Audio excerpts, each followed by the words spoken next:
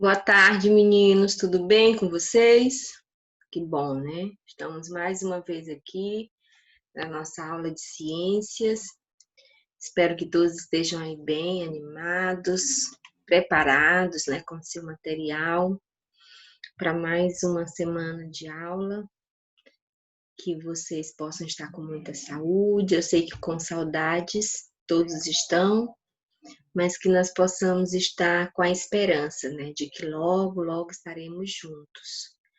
Logo, logo voltaremos e estaremos novamente naquela mesma alegria, aquele mesmo entusiasmo na nossa sala. Enquanto não voltamos, vamos continuar, né, nos nossos estudos. Eu sei que não é a mesma coisa de estarmos ali juntos, presentes, um conversando com o outro, tirando as dúvidas, abraçando, né, estando juntos. Mas eu acredito que dá para nós entendermos o conteúdo. Qualquer dificuldade que vocês tiverem, vocês já sabem que podem colocar aí no grupo, podem me procurar no individual, que a gente vai tirando as dúvidas. Esses dias nós temos falado sobre as características dos seres vivos, né? Na última aula nós falamos da questão de uma característica do ser vivo é ele ser formado por célula. E aí nós estudamos, né, os 3 tipos de célula: célula animal, célula vegetal e célula bacteriana. Falamos da diferença de cada uma, falamos também da outra característica que é realizar metabolismo. Todo ser vivo realiza metabolismo. Não esqueçam que nós falamos da respiração, existe também a digestão, que é uma forma de metabolismo, e assim nós estamos estudando as características. Hoje nós vamos continuar estudando mais 2 características dos seres vivos, que é o ciclo de vida e que é que eles respondem a estímulos. Mas antes, meninos, vamos fazer a correção do nosso exercício que eu deixei. Nosso tema é caracteres dos seres vivos. E eu deixei na semana passada o exercício. E agora eu vou rapidinho fazer a correção. Vejam aí direitinho se vocês acertaram. O que não tiver acertado, você apaga, risca e corrige. A primeira questão diz: quais as principais características de um ser vivo? Eu quero as 4 que eu coloquei no primeiro dia da nossa aula, que foi. Existem várias características, mas nós vamos trabalhar com essas 4 que é o que eu vou ensinar para vocês, que eu estou ensinando, aliás. Todo ser vivo é formado por célula, todo ser vivo realiza metabolismo e todo ser vivo apresenta ciclo de vida e todo ser vivo reage a estímulos. Estas são as principais características. Segunda questão: que ciência estuda os seres vivos? A biologia. Bio, vida, logia, estudo. Estudo dos seres vivos. Terceira questão: qual o conceito de célula? Falei várias vezes. Unidade básica dos seres vivos, né? Até falei, olha, se nós pegarmos um ser vivo e nós dividirmos ele até na parte menor dele, de um ser vivo, vai ser a célula. Quarta questão. Algumas pessoas costumam dizer que as células são formadas por membrana plasmática, citoplasma e núcleo. Entretanto, nem todas as células possuem núcleo organizado. Essas que não possuem núcleo organizado, né, envolvido por uma membrana, nós chamamos de procariontes. Lembra que eu falei das células eucariontes e procariontes? As eucariontes, elas têm um núcleo delimitado por uma membrana, quer dizer, o núcleo está ali revestido por uma membrana, está organizado dentro de uma membrana. Eucariontes. Procariontes são as células que o núcleo está disperso no citoplasma, que eu dei como exemplo a bactéria. Em algumas células encontramos organela denominada plastos.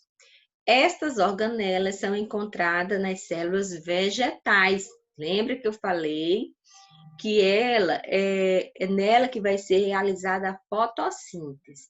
Dentro da célula tem uma organela da célula vegetal que é chamada de plastos, onde estão os cloroplastos, que realizam a fotossíntese. Sexta questão: quais as principais partes de uma célula? Membrana plasmática, citoplasma e núcleo. Ok? As três principais partes. Depois nós vamos ver que existem as organelas. Mas nós estamos agora estudando essas três partes principais. Sétima questão: material gelatinoso que preenche o interior da célula, como são chamados? Citoplasma. Em que parte da célula está presente o DNA? No núcleo. Marque um X na alternativa correta. Os seres vivos em que a célula está revestida de uma membrana são chamados de eucariontes. A unidade fundamental dos seres vivos é a célula. São seres que são formados por muitas células pluricelulares. É outro conceito muito importante que eu falei para vocês. Todos os seres vivos formados apenas por uma célula são chamados de unicelulares. Todos os seres vivos formados por muitas células são chamados pluricelulares. O nome já ajuda a entender. Um exemplo de ser que é formado por uma célula é a bactéria, viu? O restante todos são pluricelulares. Alguns protozoários também são unicelulares. Letra D, exemplo de metabolismo realizado pela célula é a respiração celular. Lembra que eu falei que, na verdade, a verdadeira respiração não é no pulmão, a verdadeira respiração é na célula. Décima questão: qual a diferença entre os seres anaeróbios e aeróbios? Os anaeróbios não dependem de oxigênio para obter energia, e os aeróbios precisam de oxigênio para obtenção de energia. Ok? 11. Desenhe uma célula vegetal e uma bacteriana. Cite um exemplo entre elas. O desenho vocês vão fazer, já fizeram, né? Alguns já me entregaram. E a diferença, gente, é que no núcleo da célula, é que o núcleo nas células bacterianas está disperso no citoplasma, porque elas são células procariontes, ok? Ok, gente, aqui a gente encerra a correção. Vejam aí as questões que você errou e faça a correção correta. Coloque o resultado correto. Bem, agora nós vamos estudar a terceira característica do ser vivo, que eu já falei para vocês, que é o ciclo de vida. Todo ser vivo apresenta esse ciclo. Que ciclo é esse? O ser vivo, ele nasce, o ser vivo cresce, o ser vivo se reproduz e ele morre. Então, todos os seres vivos, eles passam por esse ciclo. Nem alguns esse ciclo é maior, em outros é menor, né? Alguns insetos, por exemplo, depois que eles chegam à fase adulta, eles só vivem um dia. As bactérias, elas podem também viver somente horas, minutos. E outros seres vivem milhares de anos, como as plantas, por exemplo. As plantas, elas podem viver mais de 1000 anos. Aí no livro de vocês vão ver um pinheiro que está lá no Colorado, que acreditam-se que ele vive, né, ele existe há 4000 anos, gente. Meu Deus, olha o tempo. Então, as plantas, elas chegam a viver milhares de anos. Então, independente do tempo, é certeza que ele passa por esse ciclo. Todo mundo que nasceu, um dia vai morrer. É uma certeza que todos nós temos. Alguns passam muito tempo, outros passam pouco tempo. Com relação ao ser humano, hoje há um crescimento muito grande na expectativa de vida do ser humano, né? Hoje o ser humano ele vive mais tempo do que antes. A estimativa hoje é de mais de 75 anos, né? Porque hoje o ser humano ele está mais cuidadoso com a alimentação, faz atividade física, com as tecnologias que nós temos, nós evitamos algumas doenças através da vacina, através dos hábitos, né, que nós adquirimos, que vai mudando o nosso estilo de vida. Então, o ser humano hoje já tem uma estimativa muito grande de tempo de vida. Ainda não está em primeiro lugar, né? Porque alguns países, como a Itália, como a China, eles têm uma expectativa de vida bem maior, né? Eles chegam a expectativa de vida chega a mais de 85 anos, né? Na Itália, gente, as pessoas com 100 anos, elas vivem muito bem, moram sozinhos. Tem idosos com 100 anos que moram sozinhos, porque lá eles têm um estilo de vida bem diferente, né? Agora, no período da pandemia, não sei se vocês observaram, mas na Itália, né, houve um número muito grande de pessoas que morreram. Por quê? Porque lá a quantidade de idosos é bem maior. E aí, como a pandemia, o vírus, né, o Covid, ele atinge os idosos e acaba levando os idosos, né, a enfraquecer mais, a correr o risco, né, de chegar ao óbito. Então, lá na Itália, nós tivemos esse grande número de pessoas que faleceram devido à quantidade de idosos que nós temos na Itália, que é muito grande. Então, voltando aqui para o nosso assunto,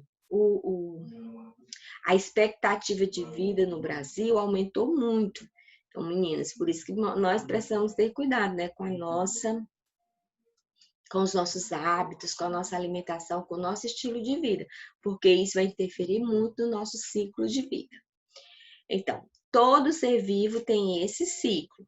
Novamente, qual é o ciclo? Nasce, cresce, se reproduz e morre. Ok? Agora, outra coisa importante para manter esse ciclo, para manter a continuação da espécie, para que o ser humano possa passar, ou qualquer ser vivo possa passar pelo ciclo, ele precisa se reproduzir. Sem reprodução, não há a garantia da continuação da espécie, né? Sem reprodução, a espécie vai se extinguir. Então, a reprodução nos seres vivos, ela pode ser sexuada ou assexuada. Sexuada é quando há a participação dos dois gametas, gameta masculino e gameta feminino. Então, quando há a união dos dois gametas, forma-se o zigoto, e a partir do zigoto, o embrião, e a partir do embrião, um feto, né? Então, assim também é a perpetuação daquela espécie, né, daquele ser vivo. Mas também, entre os seres vivos, acontece a reprodução assexuada. Olha o aí, assexuada. O que significa a reprodução assexuada? É a reprodução onde não há a presença de gametas. Como que isso acontece, professora? Um ser vivo produz o outro ser vivo da mesma forma. Existem algumas formas, formas mesmo dele se reproduzir, que é através de brotamento. Um ser vivo, ele se desprende dele uma parte do seu corpo e aquela parte ela se desenvolve formando um ser igual ao anterior. Então, não houve a participação de gametas, somente a divisão de um ser vivo, que transformou-se em um outro ser vivo. Então, uma das características que nós estudamos foi o ciclo. Gente, no livro de vocês podem dar uma olhada na página 258 e 259, que ele vai mostrar uma sequência, né, do milheiro, da tartaruga, da borboleta monarca, mostrando como esse ciclo aconteceu. Por exemplo, no milheiro, a semente é plantada, é germinada, né? Aí começa a nascer os pés de milho, ele produz espigas, depois ele morre. E as sementes novamente começam o ciclo. Então, é desse jeito que acontece. E aí vocês podem dar uma olhada aí na página e ver esses ciclos que eles colocaram aí. Outra característica dos seres vivos é a resposta a estímulos ambientais. Coloquei como exemplo a dormideira, que ela tem o nome científico de Mimosa pudica. Essa planta, eu não sei se vocês já viram, mas é aquela planta que quando a gente trisca nela, ela se fecha. Ela é chamada de dormideira. Então, ela, ao receber estímulo do ambiente, ela se fecha. Então, todo ser vivo, ele tem essa resposta a estímulo. Então, dependendo de como o ambiente está, eles vão se comportar. Então, os seres vivos são capazes de responder a estímulos do ambiente, interagindo com o meio em que vive. Porque eles estão vivos. Então, como eles estão vivos, eles, de alguma forma, eles têm que interagir com o que está acontecendo ao seu redor, com o que está acontecendo com o ambiente, né? E os estímulos do ambiente são o quê? A variação de temperatura. Ó, interessante, gente, as plantas, se o tempo está muito quente, e ela não está recebendo água suficiente, você pode observar que a folha, ela vai se fechar um pouco. Observem isso em uma planta que você passou 2, 3 dias sem aguá-la, ela não recebeu água. A tendência dela é a folha ir se fechando um pouco. É uma forma que ela tem de preservar o pouco de água que ainda resta nela, até que seja reposta essa água. Com relação à luminosidade, tem plantas que elas se inclinam para a luz. Vocês sabiam disso? Ó, o girassol, por exemplo. O girassol é uma planta que ela está sempre inclinado para a luz. Quando não tem luz, a flor ela gira. Né? Quando ela recebe a luz, ela gira para o sol. Quando está sem luz, ela gira para as flores que estão ao seu redor. Então, é um estímulo também. Pressão, composto químico, alguma substância química, barreira física, né? No caso da dormideira, ela recebeu um estímulo mecânico, alguém triscou nela, então ela foi e se fechou. E assim são vários estímulos. O importante nós entendermos é que o ser vivo, ele não está no ambiente alheio ao que acontece no ambiente, mas ele interage com esse ambiente. Ok? Então, hoje nós vimos mais 2 características dos seres vivos, que é o ciclo de vida e a resposta a estímulos do ambiente. Qualquer dúvida, vocês coloquem aí no grupo. Vou deixar a atividade do livro para vocês fazerem, né? Respondam. E aí, na próxima semana, nós vamos fazer a correção, viu? Então, que vocês tenham uma boa tarde e até a nossa próxima aula, onde estaremos novamente juntos. Tchau, meninos.